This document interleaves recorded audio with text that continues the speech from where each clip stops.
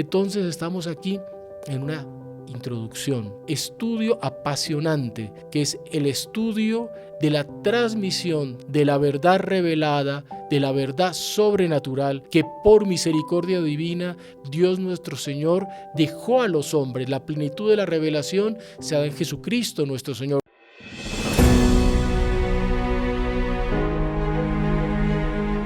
Una visión católica de la Biblia con los caballeros de la Virgen.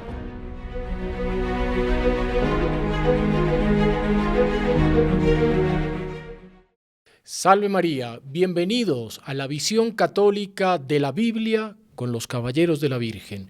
Es un estudio importantísimo y que para todos nosotros trae un crecimiento para nuestra propia santificación y una luz que nos conduce en el camino de la vida, el estudio de la Sagrada Escritura, el estudio de la Biblia, un estudio profundo, los argumentos, cómo refutar cuántos y cuántos ataques que encontramos al respecto de la visión católica de la Biblia, aquellos que dicen que solamente la Biblia tiene la verdad, que no vale el magisterio de la Iglesia, aquellos que dicen que dónde se encuentra en la Biblia, por ejemplo, que María es inmaculada, dónde se encuentra en la Biblia que Pedro era el Papa que debería gobernar la Iglesia desde Roma, donde se encuentra en la Biblia todo el dogma católico, y con eso tratan de demoler la enseñanza de la Iglesia católica. Y aquí vamos a dar los argumentos, vamos a profundizar, vamos a conocer y vamos a darnos cuenta de una cosa que es fundamental. La doctrina católica nos enseña al respecto de la Sagrada Escritura, nos enseña al respecto del encuentro con Dios nuestro Señor, de que existe algo que es muy importante para todo católico conocer y entender. Se llama la revelación.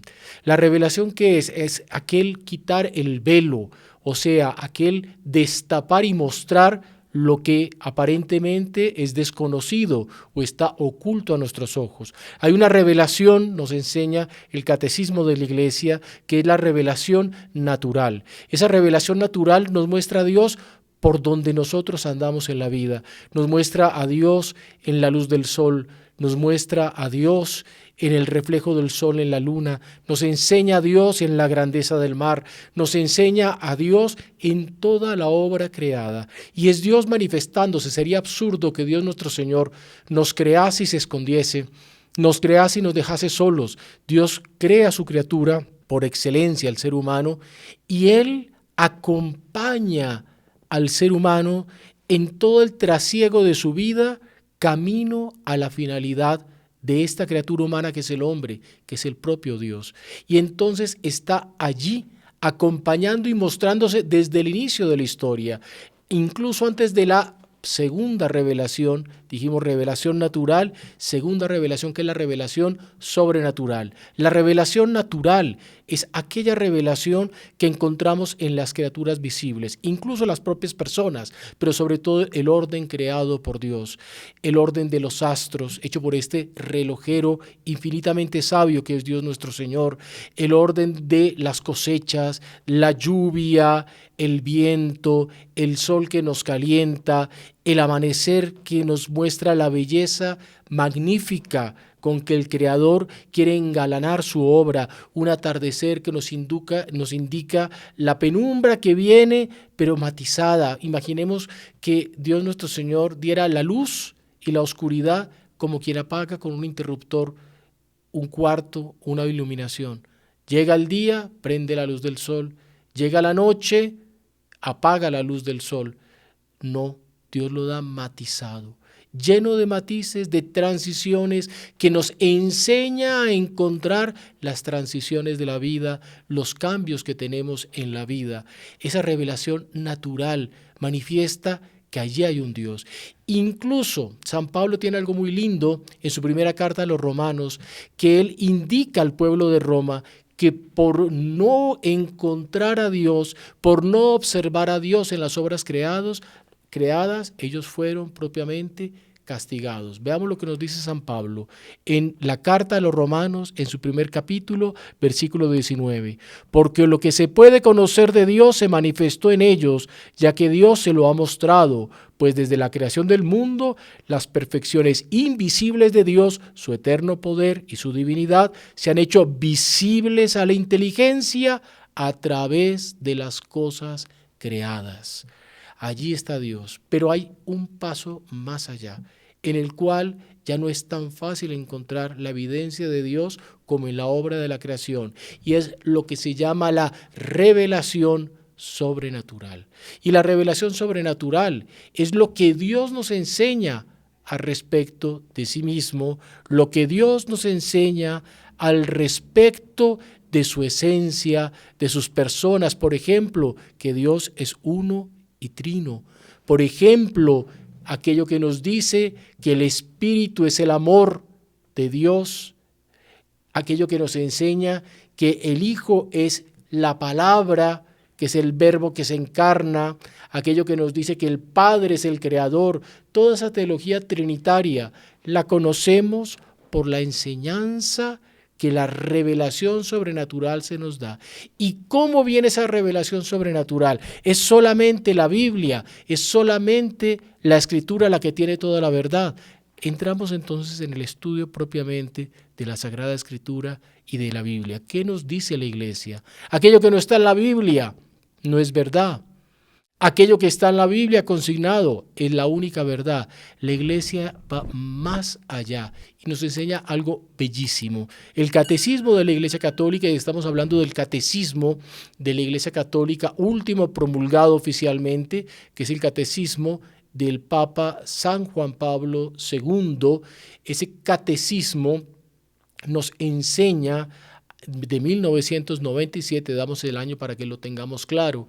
Ese catecismo de la Iglesia Católica nos enseña de que esa revelación sobrenatural se nos da a través de ¿qué? A través de dos caminos que emanan de una misma fuente, van por un mismo cauce, rumbo a un mismo fin, y es la Sagrada Escritura y la sagrada tradición. La palabra sagrada lo utiliza el Catecismo de la Iglesia para ambos términos. La Sagrada Escritura es la Biblia propiamente. La sagrada tradición es aquello que no quedó consignado en la Biblia, pero que fue también parte de la revelación. Y entendámoslo de la siguiente manera, tomando la propia Biblia. Miren aquí lo que nos dice la Biblia, el Evangelio de San Juan, el capítulo 21, el versículo 25, es prácticamente el final del Evangelio de San Juan. Oigamos bien lo que nos dice el evangelista, el apóstol, el discípulo amado. Hay además otras muchas cosas que hizo Jesús y que si se escribieran una por una, pienso que no hay en el mundo quien pueda contener los libros que se tendrían para escribir. No cabrían en el mundo los libros que se escribirían al respecto de mucho de aquello que hizo y dijo Jesús nuestro Señor. ¿Qué nos quiere decir esto? Clarísimamente, que lo que quedó consignado en esos pequeños libros, los sagrados evangelios, son solamente una pequeña parte de mucho más de lo que Él enseñó y que Él pidió que fuese transmitido. Entonces, por ejemplo, son cosas que no lo dice la Biblia, pero no lo enseña la tradición. Por ejemplo, una de ellas, que la Verónica, hemos escuchado hablar de la Verónica que enjuga el rostro de Jesús en la vía dolorosa porque lo ve sufriendo, lo ve cayendo bajo el peso de la cruz, y una mujer piadosa enjuga su rostro, y dice la tradición que queda la marca del rostro de Jesús nuestro Señor en aquel velo de la Verónica, que el doctor Plinio nos enseña, que ninguna bandera, que ningún manto tuvo una belleza y un valor más grande que ese velo en el cual quedó marcada e impresa la fisonomía del Señor. Eso no está en la Biblia, eso está en la tradición. Y la providencia permite que las cosas sean así. ¿Por qué?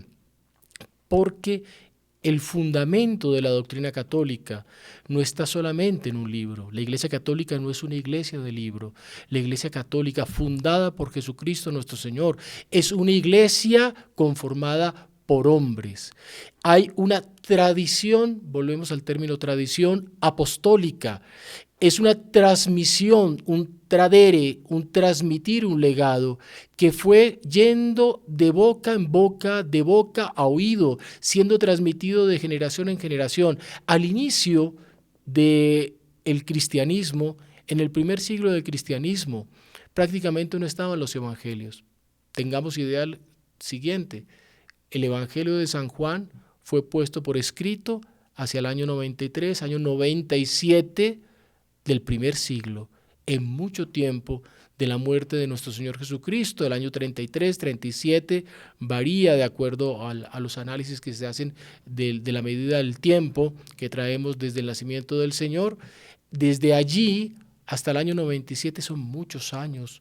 Estamos hablando de 50 años prácticamente, tal vez 60 años, que ese último evangelio que consigna signos, palabras, por ejemplo, las bodas de Caná, está consignado solamente en el Evangelio de San Juan. ¿Cuánto tiempo pasó? Y esa Biblia fue tradición oral, antes de ser tradición colocada por escrito en la Sagrada Escritura. Una tradición, volvemos a explicar, tradición de la Iglesia, sagrada tradición y una sagrada escritura.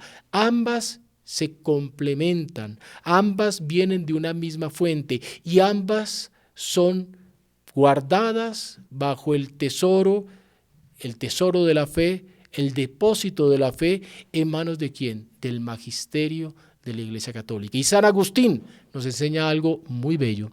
San Agustín nos dice que él solamente cree en el Evangelio y en la Escritura porque la Iglesia Católica le enseña a creer en el Evangelio y en la Sagrada Escritura. Y entonces vamos a decir aquí entonces, aquellos que dicen, no, lo que está en la Biblia es lo único. ¿Quién compuso el orden y el número de libros de la Sagrada Escritura? ¿Quién dio esa orden? ¿Quién fue la institución humana? ¿Quién fue el compendio de personas que dijeron que los libros de la Biblia son los libros de la Biblia? Y ahí viene, eso es una pregunta, porque si creemos en la Biblia, alguien hizo el compendio y ese compendio no estaba terminado y estuvo muy terminado, muy lejano en el tiempo de los acontecimientos que sucedieron en la propia Sagrada Escritura. Y ahí es una contradicción y es un gran problema que tienen aquellas iglesias que usan la Biblia y que no son católicas, porque ¿quién nos dice que tales son los libros de la Biblia? Hay una tradición del Antiguo Testamento, la Iglesia Católica reconoce como lo que se llama canónicos, o sea, que están en el canon. Canon es la vara de la medida de la antigüedad, aquellos libros que son canónicos del Antiguo Testamento. Para los católicos son 46, pero los judíos, y se pliegan a ello las iglesias protestantes, dice que son 39, y hay discusión incluso en relación al número. El Testamento, el Nuevo Testamento, son 27 libros que lo componen, el Nuevo Testamento. Esos 27 libros, hubo quien los discutió. Al inicio del cristianismo, hacia el año 150, apareció un hereje llamado Marción, que él negaba los 27 libros y solamente reconocía el Evangelio de San Lucas y algunos escritos paulinos. Lo demás lo desechaba. Y ahí fue cuando en la Iglesia Católica comenzó a surgir el canon, porque aparecieron las herejías. Entonces vino la polémica al respecto de cuál era la doctrina consignada, y entonces es la institución Iglesia Católica que recibe el depósito de la fe de la mano de ¿quién? De la mano de los apóstoles. Es la transmisión apostólica. Nuestro Señor constituye una iglesia humana, regida por hombres que transmiten un carisma, que transmiten una autoridad, que transmiten una jerarquía de los apóstoles a los obispos, y a partir de ahí viene una iglesia jerárquica y un gobierno jerárquico, que varias revoluciones trataron de negar, varias herejías a lo largo de la historia, y ahí viene toda la polémica al respecto de la Sagrada Escritura. Entonces, volvemos a resumir: una revelación natural, una revelación sobrenatural, una transmisión de esa revelación sobrenatural que está con la Sagrada Escritura y con la Sagrada Tradición, hermanándose en ambas, y con el magisterio de la Iglesia, que armoniza, enseña y coloca la medida al respecto de la verdad de la Sagrada Escritura. Y un San Agustín que nos dice: creo en la Escritura porque la Iglesia Católica me enseña a creer en ella. Cuando se discutía con los protestantes de las iglesias reformadas, Calvino, Lutero, ellos no tenían argumento, porque se decía: bueno, entonces, ¿usted por qué cree en la Biblia? ¿Quién le dijo a usted que la Biblia era la Biblia? No, la Biblia lo dice. Y yo les diría una cosa: en ninguna parte de la Biblia dice que solo hay que creer en la Biblia. Y aquí desafiamos a cualquiera: dígame en dónde dice en la Biblia que solo hay que creer en la Biblia. En ninguna parte lo dice, de ninguna manera. En la Iglesia la que nos enseña a creer. ¿Y en dónde dice en la Biblia entonces que el orden de los libros que la componen son tales? Tampoco.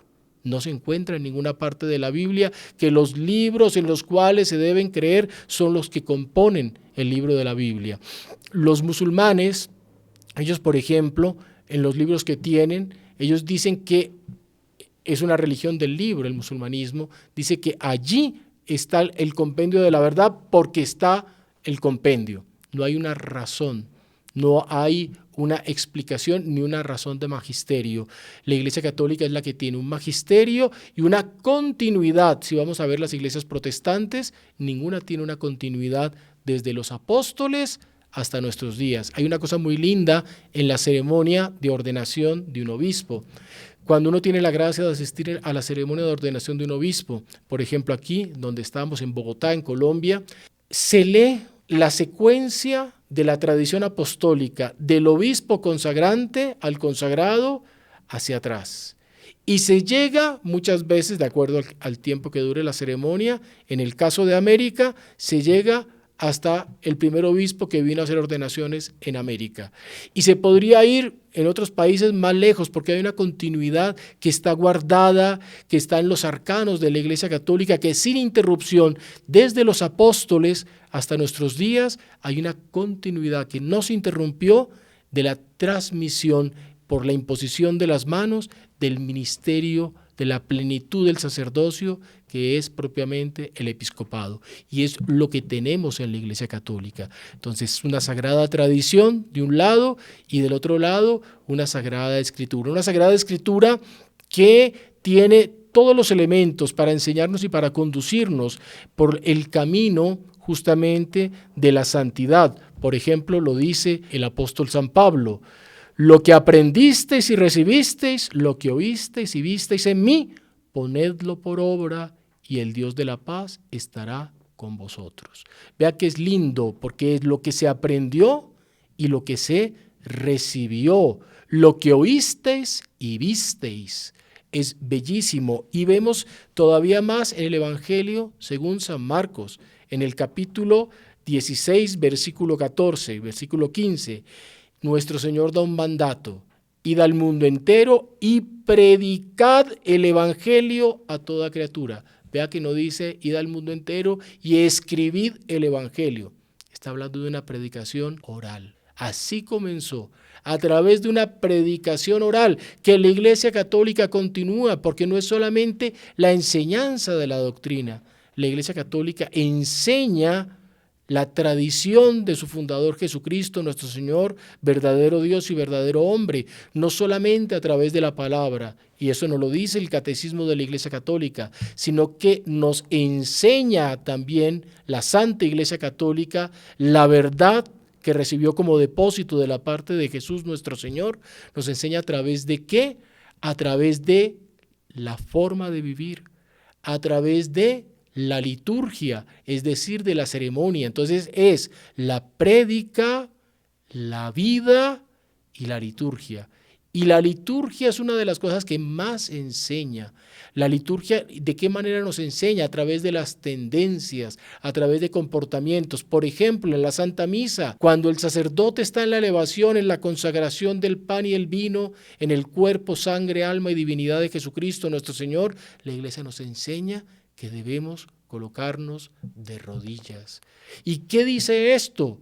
que es algo sublime lo que está sucediendo y que allí está el propio Dios. Por eso tenemos que hincar la rodilla y tenemos que aprovechar ese instante en que el sacerdote eleva la hostia, como Jesucristo fue elevado en lo alto de la cruz, como Jesucristo fue elevado en el momento el momento de la ascensión al reino de los cielos, y es el Señor proclamado a la asamblea que está allí. Mire cómo enseña el arrodillarse, cómo nos enseña también en la Santa Misa, en la liturgia, que cuando el Evangelio se lee, nos debemos colocar de pie, porque es palabra de Dios. Es la única parte donde en una lectura se tiene que estar de pie, porque en los textos anteriores, en la primera lectura, en el Salmo, en la segunda lectura, que son lecturas de los profetas, de Hechos de los Apóstoles, de los libros sapienciales, de los libros históricos, la asamblea puede permanecer de pie, puede permanecer sentada, pero el Evangelio no. El Evangelio, la asamblea tiene que levantarse porque es la propia voz de Jesucristo nuestro Señor. Mire cómo la liturgia forma y cómo la vida forma, como lo dice el Catecismo de la Iglesia, repito, el Catecismo de San Juan Pablo II, porque la Iglesia como depositaria de la fe ya tiene esa obligación de transmitir sin modificar, sin cambiar, pero amplificar y enseñar al mundo de acuerdo a las circunstancias de los tiempos, de acuerdo a las circunstancias del momento, las verdades dejadas en depósito por Jesucristo nuestro Señor. Entonces la vida, la forma de vida, y la Iglesia nos enseña por la forma de vida casta, por la forma de vida pobre, por la forma de vida austera, por la forma de vida elegante también, por la forma de vida grandiosa. ¿Y dónde encontramos esas formas de vida en la Iglesia? En su arquitectura. Y la arquitectura de una iglesia, en la belleza, en la grandeza de un templo, en los colores de un templo, en la solemnidad de un templo, nos está enseñando también con formas de vida. Vean qué importante esto como una introducción a la Escritura. Nosotros aprendemos con la Escritura, con la Biblia, con la Santa Biblia, pero aprendemos además con la liturgia, aprendemos con las formas de vida, y esto hace con que haya un verdadero abanico de formas de aprender la transmisión de las verdades que Jesucristo nuestro Señor nos dejó. Entonces, esta introducción es fundamental para nosotros hablar de la Biblia en una visión católica, que es lo que queremos dar acá. Es un estudio de acuerdo al catecismo de la Iglesia, a la doctrina de la Iglesia, al tomismo, a Santo Tomás, a San Agustín, a los padres de la Iglesia, de la Sagrada Escritura. Y un estudio que tiene que ser profundo, porque para estudiar la Escritura, y eso será materia de una próxima charla que tendremos que estudiar, pretendemos compartir con todos los que nos acompañen, por ejemplo, la lengua en que fue escrita la Sagrada Escritura, y tenemos que hablar, dar unas nociones de griego, tenemos que hablar, dar unas nociones de lenguas que son lenguas semíticas. Saben que las lenguas semíticas son el hebreo y el arameo, que fueron lenguas en las cuales la Sagrada Escritura fue vertida por los autores sagrados que ellos no fueron los que compusieron, sino el Espíritu Santo los utilizó, tomó el Espíritu Santo aquel autor humano, dejando su forma de ser humana, pero siendo el Espíritu Santo como quien pulsa un instrumento, como quien pulsa una lira, y haciendo sonar por el autor humano la palabra de vida, que es el Espíritu Santo. ¿Cómo es entonces la inspiración en la Sagrada Escritura? ¿En qué momento histórico se compuso la Santa Biblia? ¿En qué momento comenzó a llamarse Biblia? ¿Cómo se dieron las traducciones? Porque estamos hablando que fue compuesta la Sagrada Escritura en diversas lenguas. Hablamos del hebreo, primera de todas, lengua semítica, y el arameo. Y aquí entonces una palabra. ¿Qué significa una lengua semítica? Temas que deberemos estudiar con aquellos que nos acompañen. Lengua semítica viene de la palabra Sem. Sem es uno de los hijos de Noé. Sem, Cam y Jafet, los tres hijos de Noé.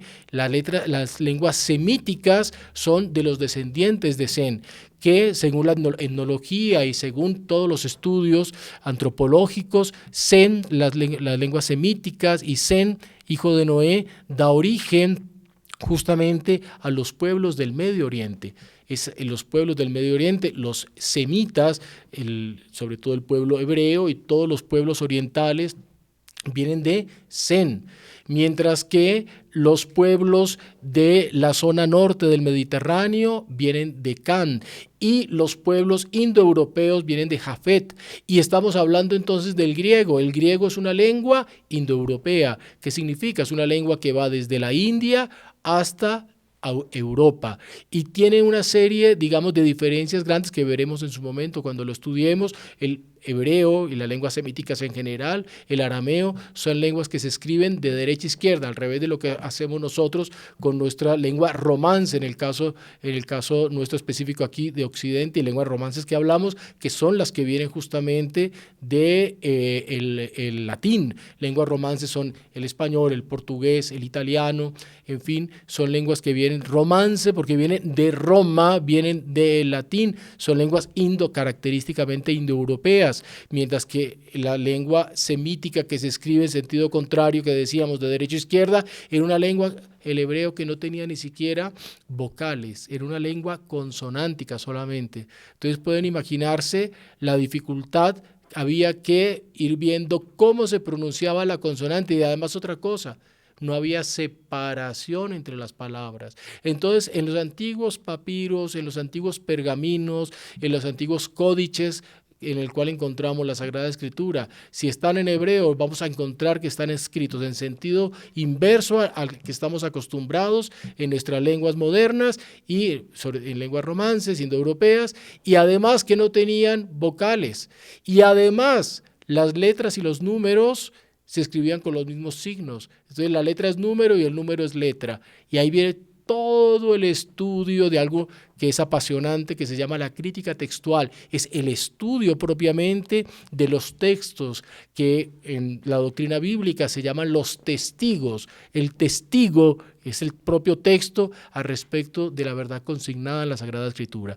Entonces estamos aquí en una introducción a una estudio apasionante, que es el estudio de la transmisión de la verdad revelada, de la verdad sobrenatural, que por misericordia divina Dios nuestro Señor dejó a los hombres. La plenitud de la revelación se da en Jesucristo nuestro Señor. Lo dice San Pablo en la carta a los Hebreos en el primer capítulo. Dice, hasta aquí habló Dios a los hombres a través de los profetas. En nuestros días habló a través de su propio Hijo.